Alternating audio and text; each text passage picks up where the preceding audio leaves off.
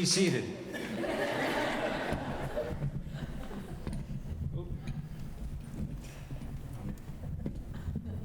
There we go. Thanks.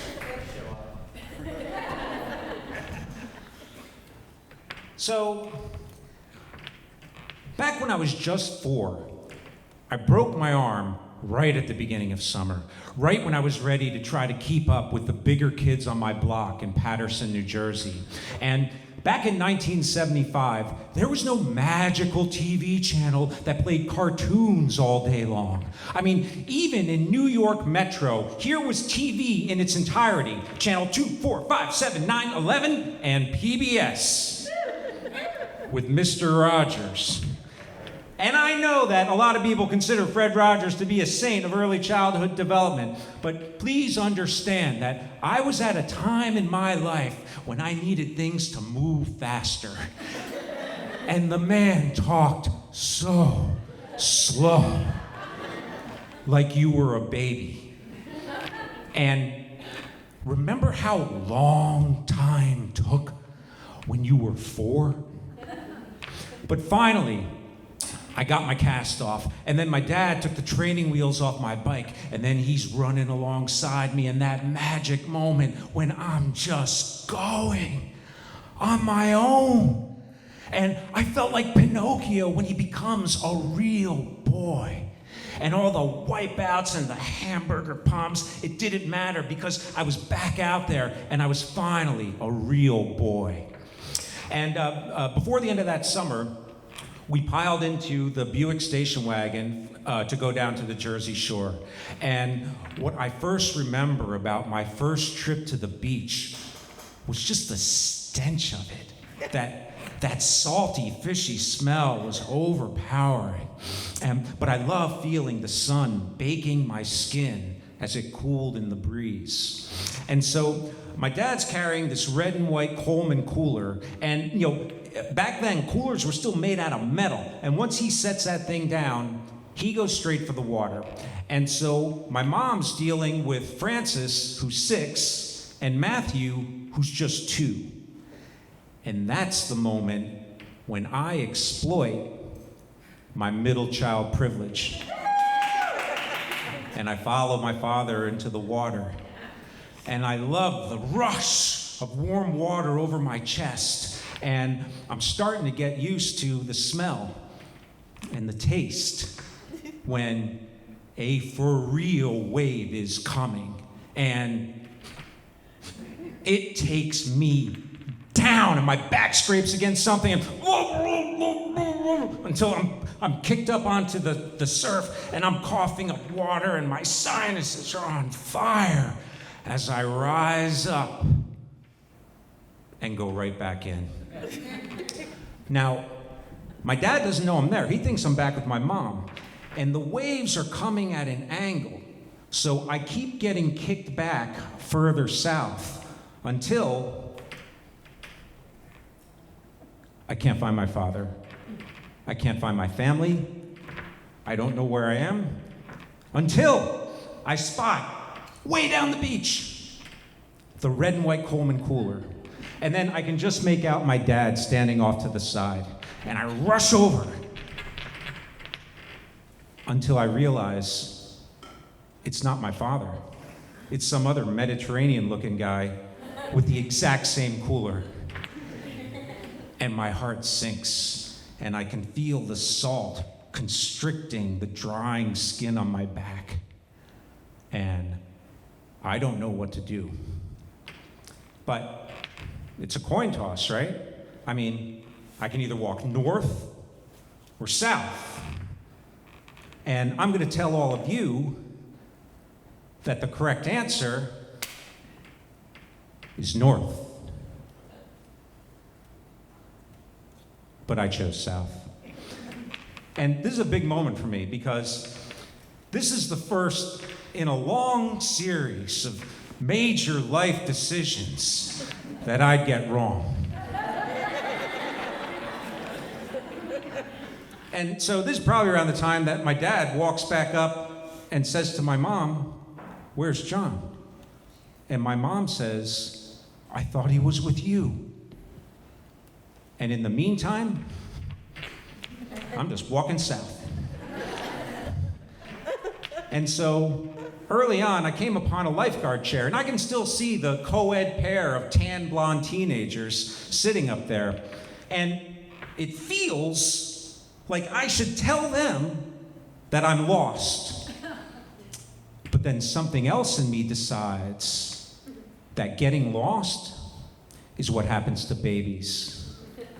And I was a real boy. And you know what really didn't feel good? Standing still. So I keep moving. And just as I got used to the smell and the taste of the ocean, I was starting to get used to being out there in the world on my own. And I thought that I could figure out how to get back home on my own, because I had just seen that live-action Disney movie. You know, the one with the cat and the two dogs? They get lost in the wilderness and they figure out how to get all the way back home. And I thought, if dogs and a cat can do it, then I can do it too. I mean, look, I'm a real boy, I've got human speech, and I'm way too young to suffer from typical masculine insecurity about asking for directions.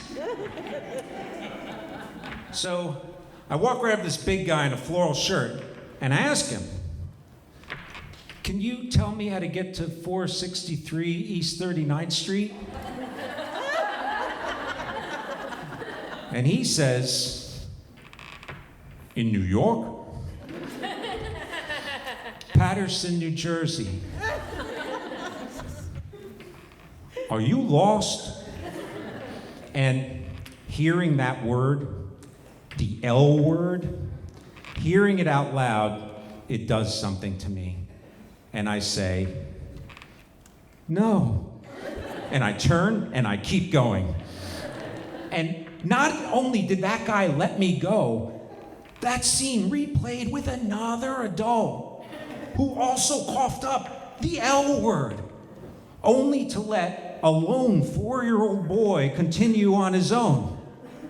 And, you know, in defense of, these unbelievably mediocre mid-70s adults, kids had a way longer leash back then. I mean, we were still 4 years out from Aton Pates and the kids on the milk carton, and people just weren't scared for kids the way that they are today. I mean, Peanuts weren't trying to kill us. And so I'm moving, and I see a line of pilings, and as I'm getting closer, the sky starts to feel like it's pressing down on me. And a pair of seagulls is really cawing. And that's when the flash thunderstorm came. And so by now, my parents are at the police station for some time. And I've been missing for like several hours. But it felt like a whole day, because remember how long time took when you were 4? And so after that storm cleared, a cop goes out to check the beach.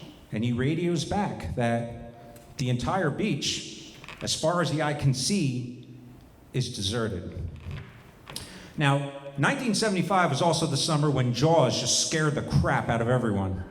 But Steven Spielberg had nothing on what my parents felt when another cop said to them, "Yeah, the body usually washes up in 3 days."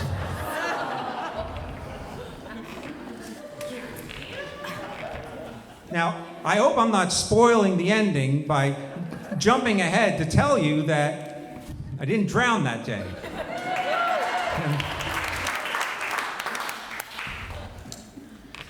And the reason that cop didn't see me is I was probably still taking cover sitting up against one of those pilings. And I remember feeling the cold scratch of wet sand all up in my suit as I get back on my feet. And so I'm moving again, and way in the distance, I can make out another lifeguard chair. As I get closer, I can see that The lifeguards have gone home, and the sun is now hanging over the town, and the beach is deserted, and it's getting darker. And I feel a claw open up in my gut. And now I'm so scared that when I whip around and I see way in the distance 2 figures walking out toward the water, I'm making right toward them. And they're unfolding beach chairs. I'm getting closer, and I can see it's 2 women, but they both have short hair, kind of like boys. And I'm getting closer, I'm picking up my pace, and now I feel rising up in me, uncontested, the L word. And I march right up in front of them and I say, I'm lesbian.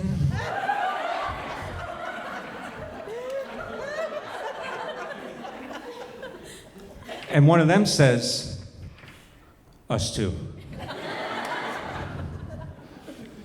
I actually told them I was lost. And one of them sighs and begins folding up her chair because I probably ruined their sunset cocktail hour. But the other one smiles and she takes my hand and they walk me back to their house where the mean one gets on the phone and the other one pours me a big glass of OJ, and I can still taste that unbelievable sweetness as I just drain it.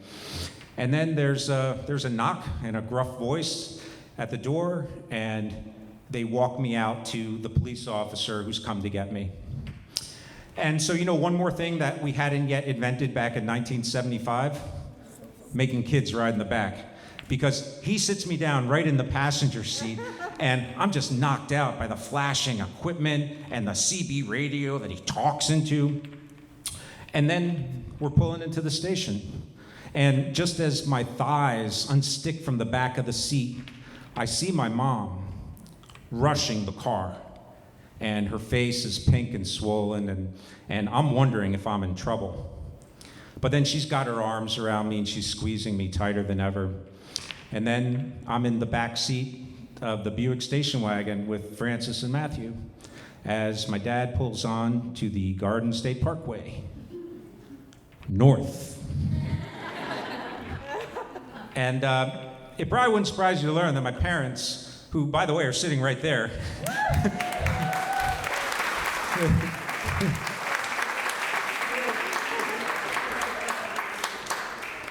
they never took us to the beach ever again.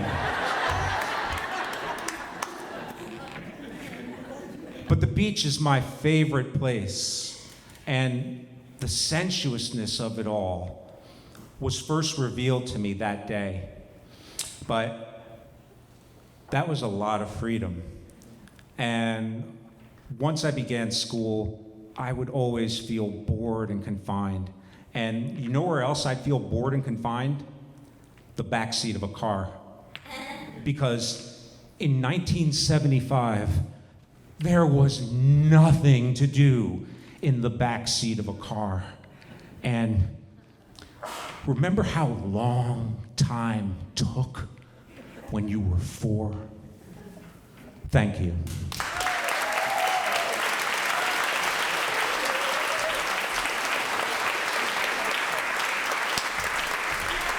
John Blesso, everyone.